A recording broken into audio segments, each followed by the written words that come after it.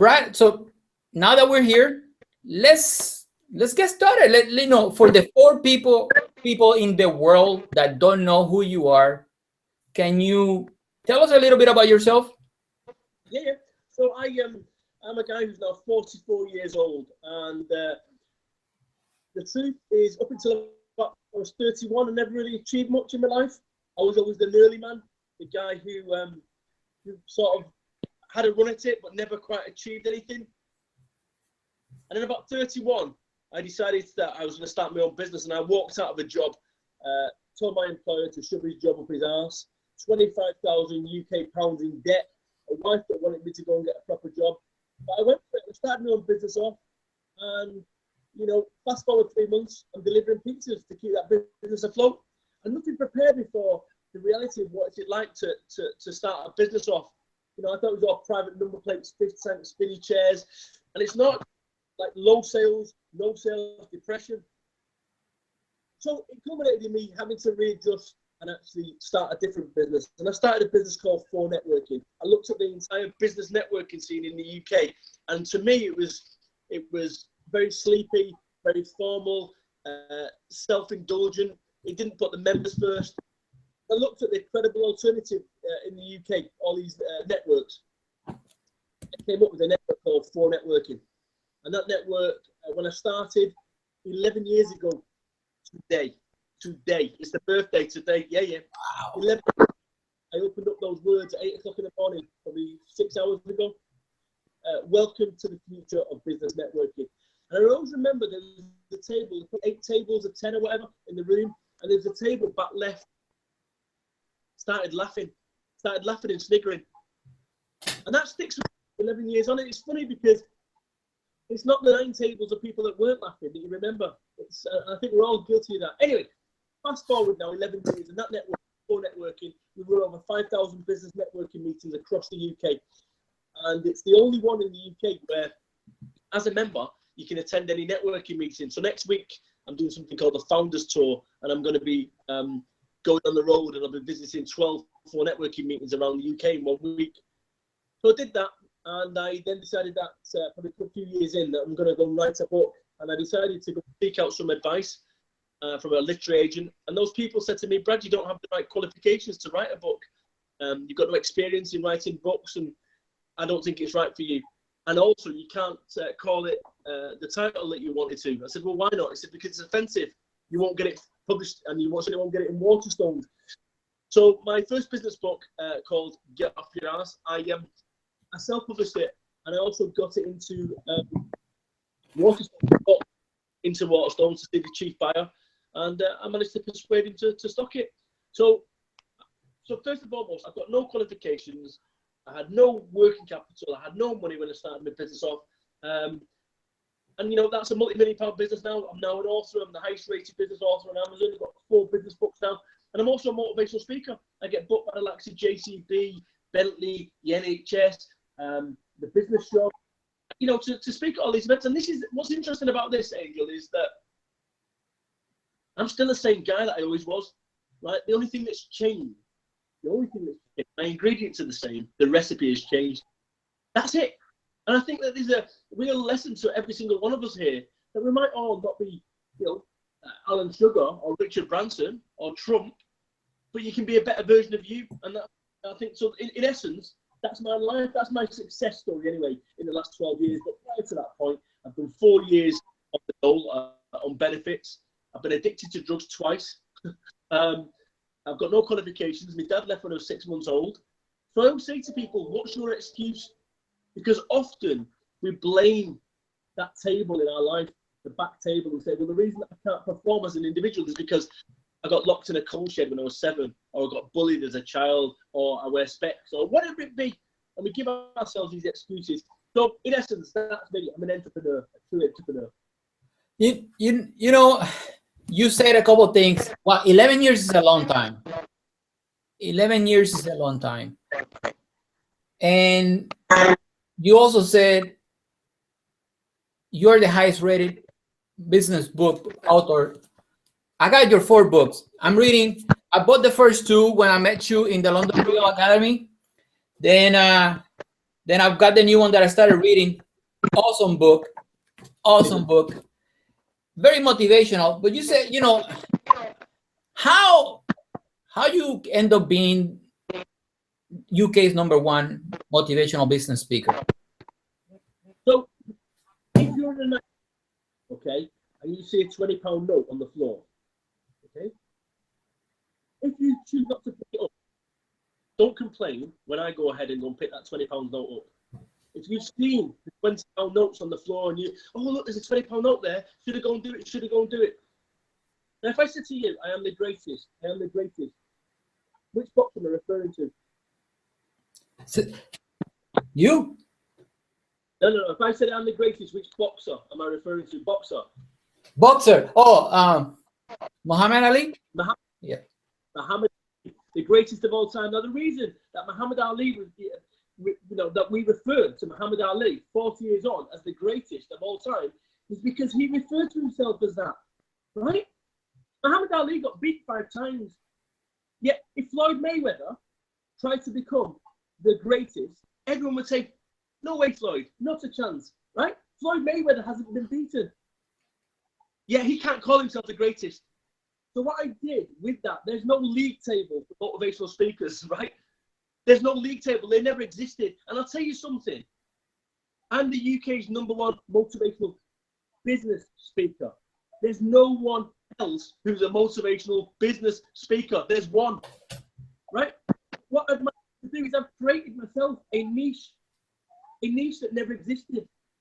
And then all of a sudden, when I call myself the UK's #1 motivational business speaker, my competitors start saying, who do you think you are calling yourself the UK's #1 motivational business speaker? I said, I don't call myself the UK's #1 motivational business speaker. Yes, you do. No, I don't. UK's #1 motivational business speaker. And if I'm not the UK's #1 motivational business speaker, I want to know who is. Get me a name. You're going to get me a name now, right now, and you tell me why they are the UK's #1 motivational business speaker. Do they speak for the NHS? Do they speak at the business show, the largest business show in Europe, as the keynote speaker? Do they have 4 business books? Do they speak for London Gill Academy? Do they speak for the NHS? Do they speak for Bentley? Do they speak for JC? No, they don't. So therefore, that is why I'm the UK's #1 motivational business speaker. It's a category that never existed until I made it. And every single person that wants to come and claim that top spot can't, because I'm already there. You said that if the person sees a £20 note in the floor and don't pick it up, and you go behind and you pick it up, then the other person should not complain. But I think, for my observation, a lot of people don't pick up the note just so they can complain. What are your thoughts about it? Yeah, just people are we completely different, or is the media, or what you think is so much excuse today? Angel, I think some people are never happier than when they just missed the bus. Some people love complaining, and I was that man. I was the man who used to look at someone in the car and go, it's okay for them. How can they afford that? Yeah, well, it's just it was in the right place at the right time. I was that man until I decided that I was in the right place at the right time, and I started making my own destiny. Now, here's the thing. I say that to be provocative, the UK's #1 motivational speaker. And I said to my wife at the time, I said, watch this, what happens now. I'm going to refer to myself as the UK's #1 motivational business speaker. Don't Google it. I urge your viewers to go and Google the UK's #1 motivational business speaker. You'll find 20 or 30 pages of Google with the UK's #1 motivational business speaker. Me. I created future history. When I opened up the words with 4 Networking 11 years ago today, I opened up the words, welcome to the future of business networking. Did I honestly believe it or not? I don't know. Misguided self-belief, but the first person you've got to convince of your brilliance. And if you can't convince yourself of your brilliance, don't get upset with other people of brilliance and they go, well, actually, I don't get it. So the first person you've got to convince is yourself. So if I'm going to convince, if let's say I'm giving myself excuses, which I'm not, what would be one thing that I can say to myself to switch, to stop giving excuses and say, you know what, I gotta own it. It's on me. Okay, so this is what I've done. I've thrown the switch in my life. So it's a bit like a train on a track. I've moved the switch and said this side rather than this way. You're not on rails. You can change your direction. But what we've got to do is, like, if you think about when if you come at my office, right? You would get in the car and you would type in on a GPS the sat nav where you was going, right? And then what would happen is you'd have a rough idea where you're going in the sat nav. It'd say you come on the A5 or whatever. But all you would do is focus on the next 200 foot. Changes with traffic and lights. But what we end up doing in life is we've got this big idea, oh, I'm going to be a success. But we don't look at the 200 foot ahead. So what I've done with my life, and I'm urging any single person who's watching this to this, is to get yourself a short-term plan, a medium-term plan, and a long-term plan. Right? So a long-term plan is you want to create a national network. The short-term plan is what you need to do is get your first group moving, then a second one, then a third one. But what everyone tends to do is dream so big, it becomes a nightmare. And it's so unreal, so big that you can't even digest it. So you've got to have 3 separate goals: a short, a medium, and long-term goal. But you know what? This isn't about you becoming Alan Sugar or Richard Branson. This is about you or anyone who's listening to this being a better version of themselves. Because if you think about a 31-year-old delivering pizzas, right? I'm still the same guy who rang doorbells and delivered the pizza. So what's changed? Me. I've thrown the switch and said, you know what? It's no longer. I've got myself out of this short term. Everything was focused on the short term. And the reason from the short term to medium and long term is a direct correlation between me and my boy who's in there called Ben, who was born. So for the first time in my life, it was no longer about me. It was about someone that I loved and someone that I cared and someone that I needed to make a positive difference about. What motivates you, Brad? Making a positive difference. Making a positive difference. That where do you think that passion it comes from?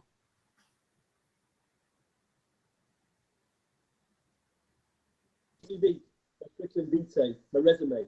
I should have been a bank robber, right? But I changed, and this is what I'm trying to do. Is I'm trying to give people not only hope, but a direction that they can be better versions of themselves. I'm living proof of that. I'm living proof that you can turn your life around. But it's going to be it's going to be an arduous process. And the sooner you start a long and arduous process, the sooner you can get to where you need to be. But to get to see where you want to be in life, you've got to go by A and B. And A and B is the tough shit. A and B is the bit where actually you think, can I really go on? And that's what I've done when I'm delivering pizzas, when I've got the wife telling me to go and get a proper job, when I've got 25 grand in debt, when I've got the bank squeezing down my throat, telling me that they need the money, and I had no money. You know, when I've got a mortgage going out in 3 days' time, I've got no money. That's A and B. When you're tempted to go, you know what, I'm going to go pull away from here and go and get back to short term, go and get a job, and then get myself out of this short term pain. Let's switch gears a little bit. There is this organization called Toastmasters. They teach leadership and communication, and I go to meetings and I just to improve my public speaking, and I asked a few seasoned members, people that've been there for 8, 12, 15 years, if they've done any paid public speaking, and they all said no. And they're working towards achieving this, create this mission. And I've listened to a few of them, and they have amazing messages. But what do you think is the problem? What do you think is the most common problem with these public speakers today? So the problem with stuff like Toastmasters is it's just people who haven't done it telling people who haven't done it how to do it, right? I get paid lots and lots of money to go speak at these global brands. I've never been to a Toastmasters in my life. I've had no formal training in my life. Yet why is it that I'm getting booked ahead of all these people? You go Google and see my events calendar. I'm speaking in the next 2 weeks, for the next 4 weeks, 16 times. 16. So this is what I'm about, is that people look at me because I'm wearing trainers and t-shirt and I look like a drug dealer. They think that actually somewhere along the way, I don't know what I'm talking about, right? So what happens is in business, people spend so much time being formal, so much time being business-like, that they slow down the process and they miss opportunities because they're so fucking being professional. Now, if I turned up at Toastmasters, they'd look at me like a piece of shit. I don't know what I'm talking about. Who's this guy? Not dressed appropriately. And that's the problem we've got. People who have never done it, trying to teach people who have never done it how to do it. I've done it. That's an excellent point. That's when it comes to the business side, to getting paid. That's right there. How do you prepare for a speech? So when I speak to my wife, right, I don't have a list of things that I need to say to her. So, what's for dinner? Brilliant. And how did you prepare that? You know.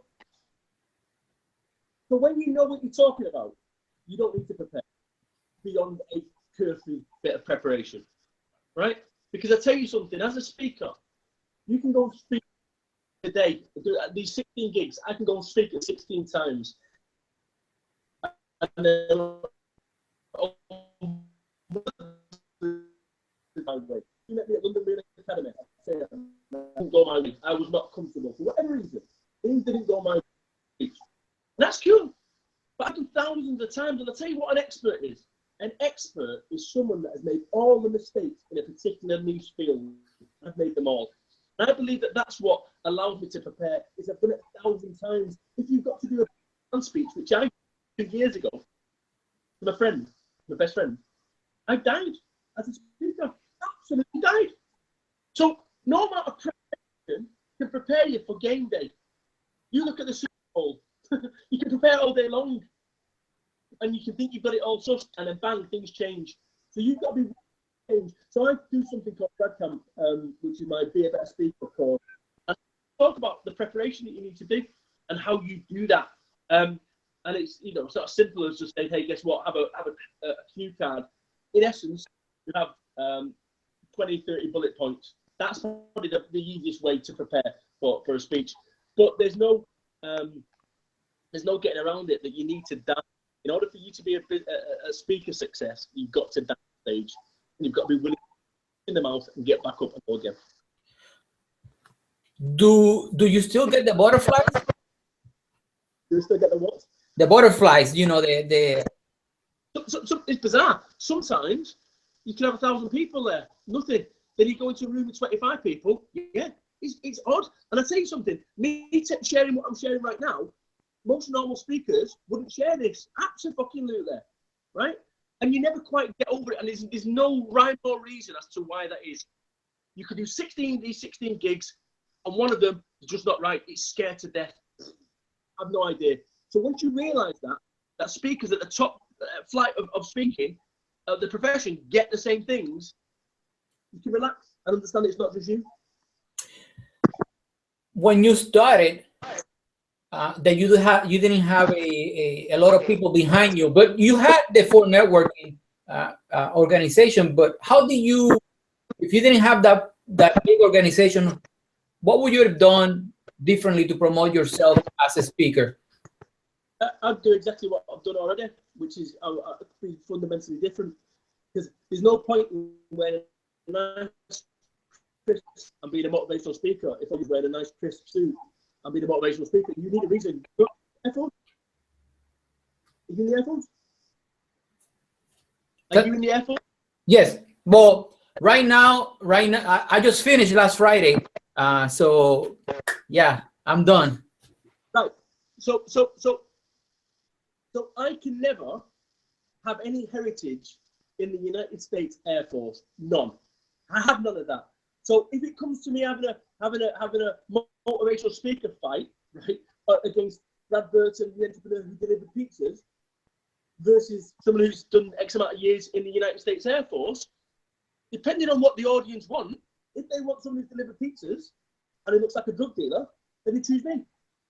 So you've got to find your niche. You've got to dominate the niche, which is what I've done. Dominate the niche. Yes, that's something that, in my case, I'm gonna start looking when I move back to the States, down a few months from today, like in the summer. So that's something that I have to look for. But let me ask you, let's switch to social media, because you are pretty active on social media, especially on Twitter. What is your favorite social media?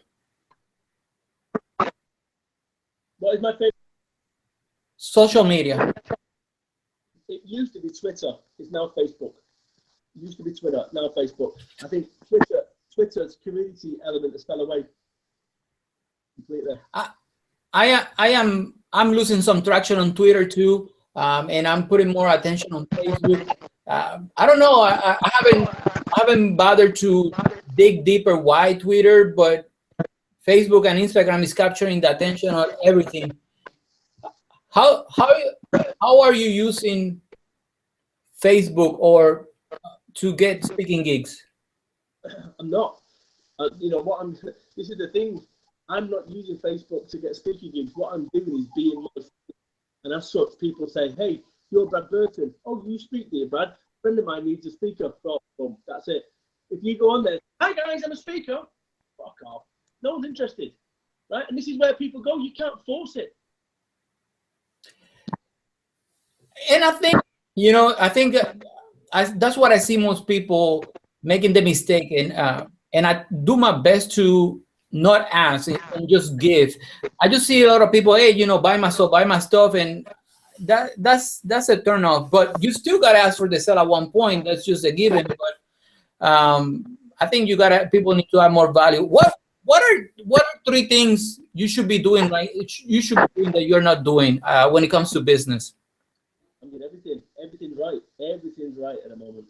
Everything's right. I've got everything aligned. Seriously, I'm a military machine. Trust me. Trust me. Trust me. Right, I am an out and out fucking Ivan Drago when it comes to this game. I've got everything tight. Everything's tight. And it's embarrassing. It is embarrassing how streamlined, fucking point, and on fire my squad is right now. I'm serious. I'm unbeatable. I'm the Floyd Mayweather of this game. Trust me. It's a great feeling when that happens. Because right now I'm putting more attention in acquiring more clients. So maybe, I'm going to go back to my notes, a few of the things that you said, and switch that inside, and I'm going to provide more value. Let me ask you, if you had one person following you every day, what would you have them do? If I have someone follow me around every day, Yeah. I've got someone follow me around every day.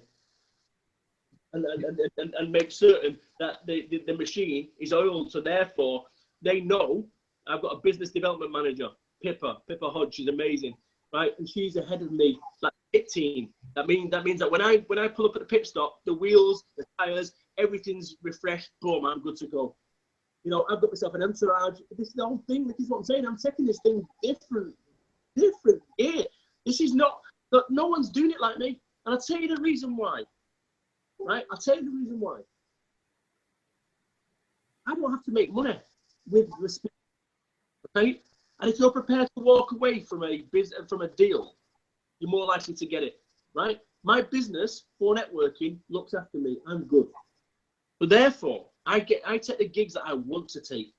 And people, because of my ability to work.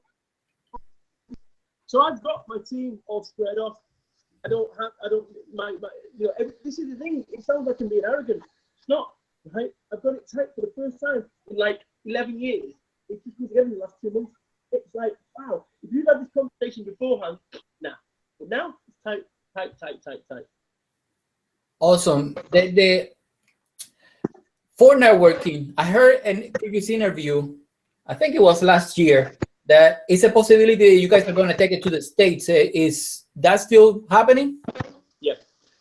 But I've got a team that run that. I've got a managing director now, and they're on that. So it's nothing to do with me anymore. I've stepped away from the organisation 1 year ago today. Are you going to speak in the States? Any chance? Not bothered. No? I don't disrespectful because I love my American cousins. Like seriously, I love America. I always go there at least once a year. Florida vacation. I'm there again in April, then again in August, then in California next year. I love America. But this is the thing. I'm not bothered, and I mean that in the nicest possible way. And it goes back down to what I said, right? My life is okay if I don't go speak in America. My life's okay. So this is what I'm saying. I'm not chasing anything. I don't need to chase anything because this is what people are chasing these dreams. I'm going to go to America and speak there, right? So you go speak to 1,000 people in America. Whilst there's 1,000 people in England that have never heard me speak, what is the point? So this is, I'd rather spend the time in America on a vacation with my family, walking down Main Street, USA. Well, I will be in Florida, so Where? I'm going to Tampa. No way. Okay. Well, we fly into Tampa every year. Every year, go to Clearwater. Every year. So as of right now, we're leaving this summer, and I have a house over there, and so it's about 40 minutes from the airport, give or take, with traffic. Now, let me ask you, Brad. I did a search. I searched online, and you have more 5-star reviews on Amazon that Tim Ferriss or Gary Vaynerchuk or you name it. And these are people that are known in many industries, probably worldwide. All your books, 5-star. How you got to that point? How, did you bribe people? Do you, because I know, so the question is, it comes, I really want to know the answer to the question. It's amazing. It's great. It's good for business. It's great. So I'm curious how I know the content is good. I'm reading it and the content is good. So here's the thing. Gary Vaynerchuk, busy guy. Tim Ferriss, busy guy. I had fuck all else to do other than to chase down reviews, right? So if people read my book and say it's amazing, I would then tweet them, hey, thanks for that. Can you leave me an Amazon review? Gary Vaynerchuk and Tim Ferriss are too busy to do that. Right? And that's the reality of it, because they could fucking make it happen, but they don't ask. And therefore, they don't get. And that's the difference, is that, I was so busy. Sorry, I had nothing better to do other than to chase Amazon reviews.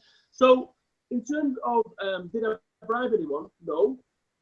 In terms of, is there a few fucking made up reviews? Absolutely. The first few reviews, 3 of them, 4 of them, my friends, my family, the rest are real. The rest, like the hundreds are real. The first few are my friends and family, no question. But the rest are absolutely real.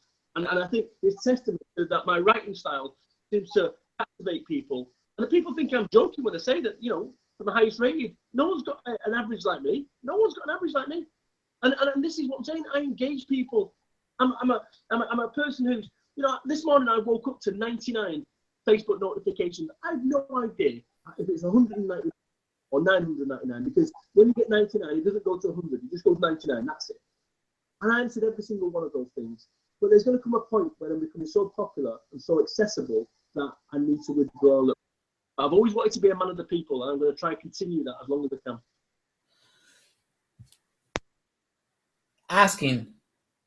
So, taking notes in the future when I publish a book, I gotta put a reminder that I will ask for the review and encourage people to review. Now, if I attend your May, which I'm planning to, the Brad Camp for writing a book, what is one thing that I can do to prepare myself before I get there? Amazing question, Angel. My God, what an amazing question. I'll tell you what I want you to do. I want you, every single time you think of something that is good, I want you to put it in your iPhone notes, right? So one of the ones that I thought of, the longer you run, the week you become, that's really good. I wrote that down and I kept it. That then become a chapter in the book.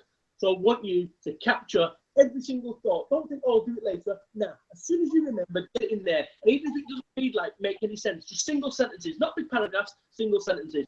Fix that and you'll be way ahead of the curve. Way ahead of the curve. Now, let me ask you the same question with the Be a Better Speaker, your other Brad camp. What is one thing I can do before I attend that Brad camp that it will make it even a better experience? So on your Apple, the notes, keep everything that you think of in there. That's it. Because so many thoughts that go through here that you throw away, you don't even bother computing, you just let it fall away.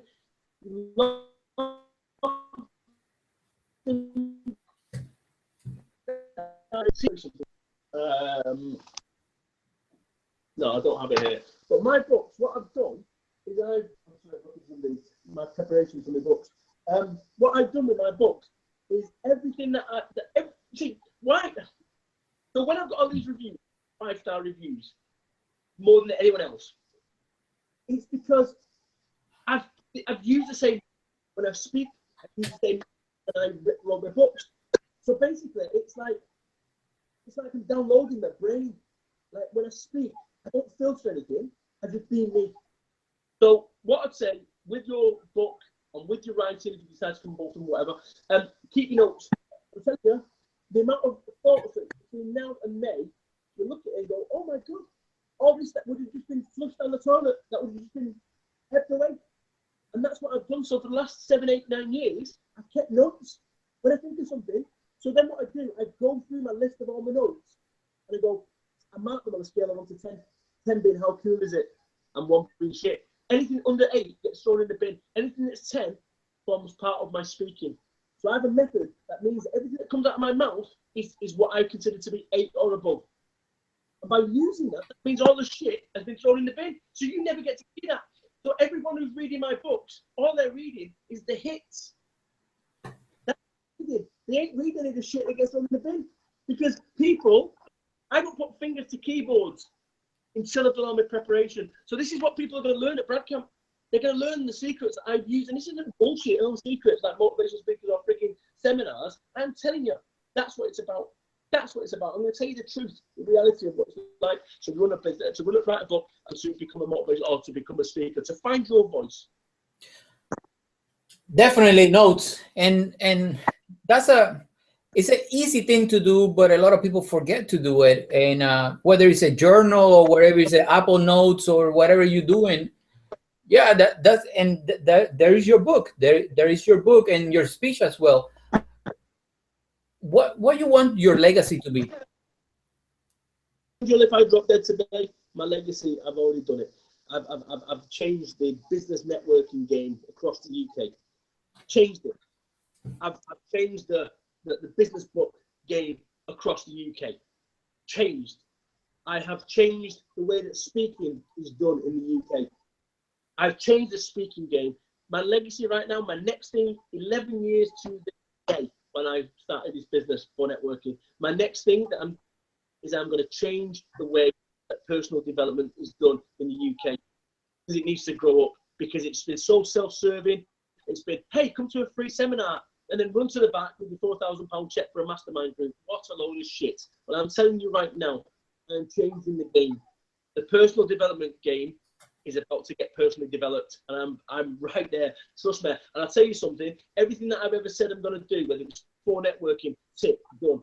Whether it's writing 4 books, right? But it's writing 4 books, tick, tick, tick. When UK's number one motivational business speaker, tick, tick, tick.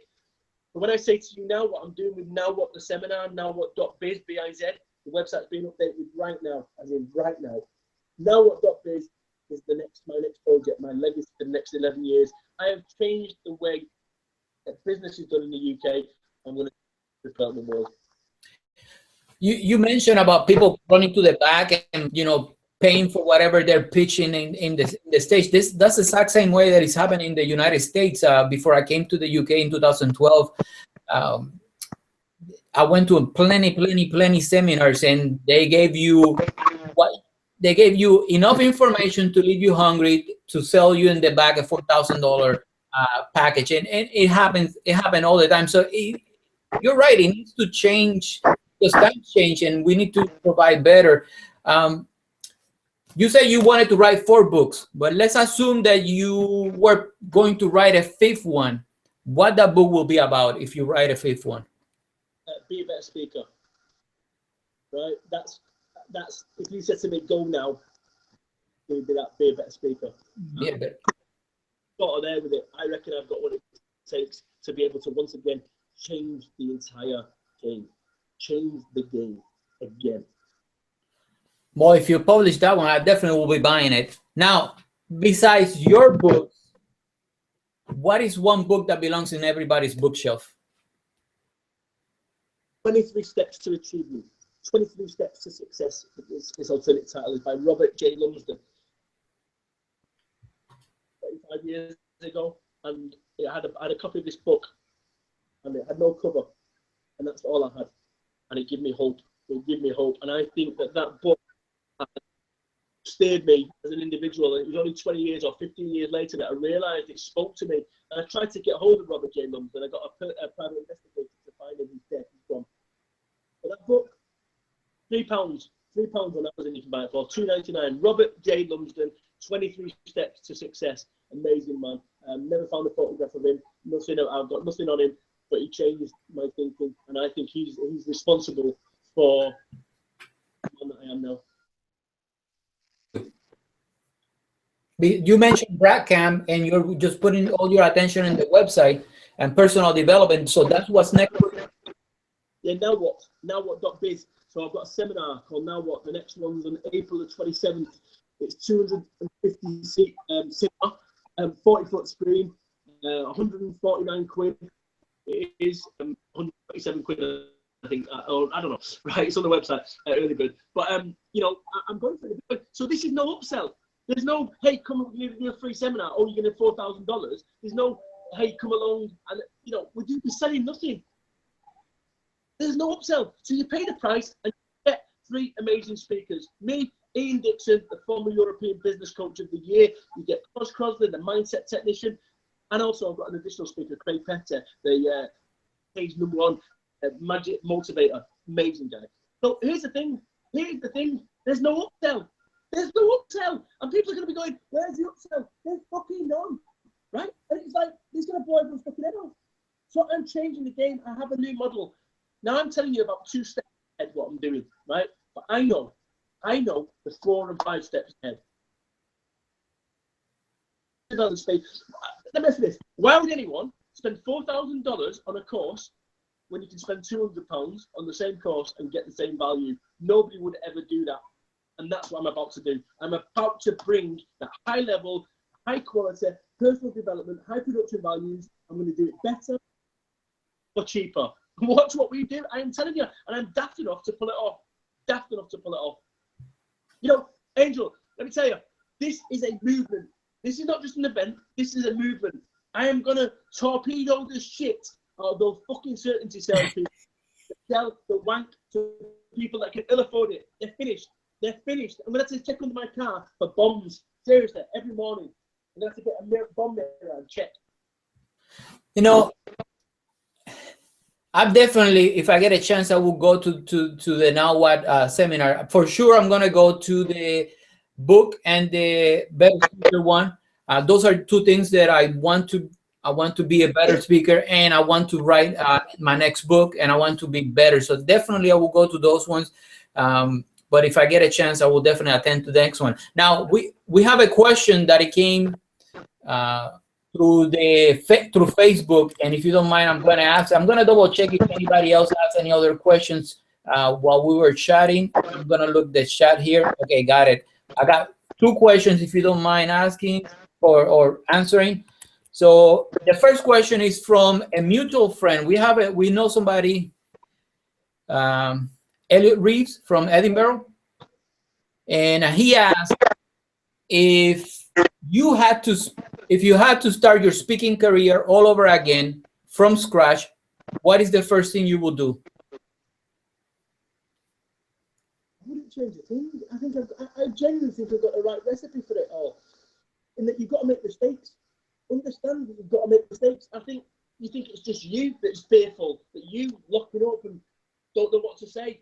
You've got to do it. You've got to push through that situation. It's like falling off a bike. You know, you've got to do it. The only way you can learn how to not to fall off a bike is by falling off a bike. So I wouldn't change a single thing. Like, genuinely, I wouldn't. The next one is from Melvin, and it came through YouTube. It says, "Hi, question for Brad and Angel. How do you manage your work-life balance? Making time for family, taking care of your household, and working on the business ideas and projects." Great question. Thank you, Melvin. So 5 years ago, my work-life balance was to pieces. It was all over the fucking show. And I had a nervous breakdown. I unraveled mentally. But my priorities back then were 1, 2, and 3. Priority was 1, business, 2, family, 3, health. My priorities right now, as a result of that, have switched up. Priority is 1, health, 3, business. Now, I'm at the point where I can do that from a financial perspective. I couldn't have done that before. But what I do is if I can't be working, I'll go and play computer, walk the dog. But what happens is people believe, hey, 4 a.m. club, hustling, I'm grinding. Just fucking go back to bed. Go back to fucking bed. There's too much focus on nonsense about being busy, being busy. Stop that shit. Stop that shit. And actually understand this. Find time for yourself to keep your health right. It's so important because never making it into a business and being ill. And that's no good. Take us through family, those relationships. So what I do is I spend 100% of my time, like for instance, I'd rather work 4 hours at 100% intensity than 8 hours at 50. So I give it 100% when I'm here. And that's the thing. So I might only work 4 hours a day, and then we'll spend the time with the family. So that's what I think. No, you made a great point. I sometimes I caught myself getting distracted with doing things that I should not be doing. I need to put 150% really intense in a short time. So when the family gets here, I'm all theirs. And I think that's the number one distractions. We need to put focus. So Angel, I want you to do a bullshit audit, right? Do a bullshit audit of shit that you do that you know you shouldn't be doing, right? And then once you've got it written down, all the shit that you know you shouldn't be doing, stop fucking doing it. Simple, right? Stop wasting time with proposals that are going nowhere. Stop wasting time with fucking Toastmasters, right, which is going nowhere. You're kidding yourself. People have been there 12 years, never get you go there every single time, knowing that these guys ain't fucking doing it. Now that's cool. As long as you're happy. As long as you know deep down that you're comfortable doing that, fucking do it. But if actually there's a niggle there going, why the fuck are we doing this? Fuck. Because what we end up doing things for the price of a curry. We do things cheap. We do things cheap, and actually the biggest cost is to our time, which is what you're finding. Now these guys, don't get me wrong. What I'd say about that, the best thing about it, I said before, the best way to learn how not to die is by dying. So dying in front of Toastmasters with 12, 14, 16 people, and as long as you know you're doing that, that's cool, it's not a waste. But actually, if you go in there thinking you're going to get anything like in terms of paid gigs, you're fishing as wrong barrel. But if you go in there in terms of, yes, I want to learn how to die, fucking perfect. As long as you know where you're going and why you're going, it's cool. You made a great point. So, and now that I'm here in the house, that I'm not going to the base to work, I realize that I have a lot of time, and I need to be intensive, and I need, the distractions, they gotta go away. I need to, yeah. I'm gonna do that BS audit. I'm going to start looking, and definitely I'm gonna do it. I'm gonna have a note here every time I get distracted. Every time something gets me off task, I'm gonna write it down. And you know something, Angel, this is how I live my life. This is how I live my life. I go, what the fuck are you doing this bullshit for, Brad? It's having no value. You're not feeling it. What are you doing? And then when you do that, when you've done it a few times and you sense check yourself, then all of a sudden, boom, that's it. When all of a sudden it all starts coming together, and you go, you know what? It's cool. Brad, really, really appreciate your time. Besides BradBurton.biz, any other place that you would like to people to visit or find you in social media? Yeah, you know what? All roads lead to now what .biz right now. That's my next mission for the next 11 years. Is my GPS has been well and truly set for 11 years. For now what? But go to nowwhat.biz and be part of history. I'm going to change the personal development world forever. I am telling you, I'm going to do it. Right? And I'm telling you right now, officially, I am putting them on watch. Watch what I do. Watch what I do. If I would come into the space 11 years ago and said this, then yeah, I'd have been crazy. But I've got a track record of making shit happen. 11 years down the line, watch what I do. Awesome, Brad. I really, really, really appreciate your time. I got so much from you last time, and somehow before I leave, I will find a way to give you some love back and take people to the Brad camps and promote them all the time, because your speech, not only you captivated me when I saw you in London Real and over there. I watched your videos. I read the book. I'm not done yet, but it's good content. It's great stuff. No wonder why you have so many 5-star reviews. I really appreciate you taking the time to speak with me and answer these questions. And hopefully, I will see you in April and May. I can't attend the one in March, but definitely in April and May. Thank you all the people that watched it. Thank you. Bye.